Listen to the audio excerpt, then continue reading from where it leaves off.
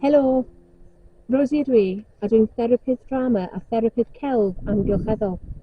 Ac yn benod ma o'r Mae Body Concierge, sydd rhan o'r Body Hotel, dwi eisiau siarad i chi ychydig bach am beth yw proprioedderbyniaeth, yn Saesneg proprioception, a rhannu syniadau i tyfu ein ymwybyddiaeth corfforol mewn ffordd chwareus pan dyn ni allan mewn natur. Proprioedderbyniaeth yw ymwybyddiaeth o safle a symudiad y corff. A pha mor ymwybodol a chystadledig ydym o'n corff yn gallu cael effaith ar ein iechyd meddwl a hyder. Fel person dyspracsig, mae ymwybyddiaeth gorfforol ddim yn rhywbeth sy'n dod yn naturiol i mi. A mae'n y ffyrdd i dyfu ymwybyddiaeth gorfforol trwy ymarferion meddwlgarwch neu ymarfer corff, ond dwi eisiau rannu gweithgareddau chwareus gallech chi wneud pan chi allan am dro a ben dy hun neu gyda theulu neu ffrindiau. Syniad 1. Ymchwil trwy'r senhwyrau. Dewch i nabod yr amgylchydd trwy'r senhwyrau. Nodi'r gwahanol swnau dych chi'n gallu clywed, y wahanol bethau chi'n gallu aroglu, neu'r gweadau gwahanol sydd o gwmpas.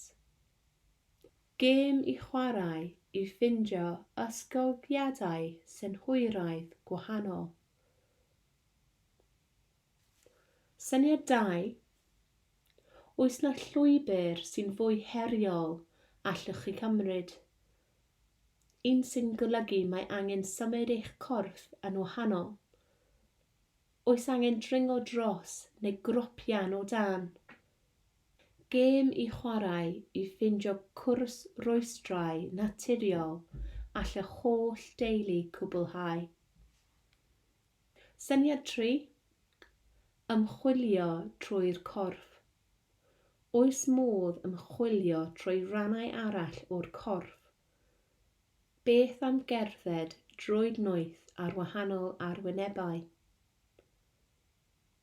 Neu deimlo'r gweadau gwahanol trwy'ch cefn? Gêm i chwarae yw bach fel twister, ond gorlwyo. I cydweiddi gwahanol rannau o'r corff a gwahanol darnau o amgylchedd.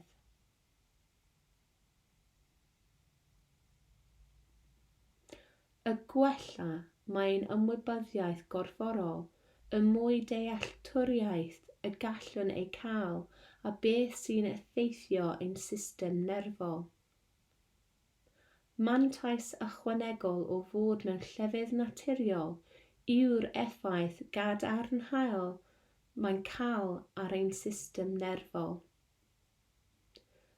Rydym yn ymlacio wrth wrando i swnau naturiol ac aroglu arogleon naturiol. Ac i rai ohonym sy'n ffindio'n anodd i fod yn garedig i'n cyrff, y mwy o amser ni'n gallu gwario yn lle naturiol, lle mae yna amryw o siapiau, meintiau a gwahaniaethau, gallwn ni dechrau derbyn ein cyrff anhygoel ein hunain yn un hollol naturiol.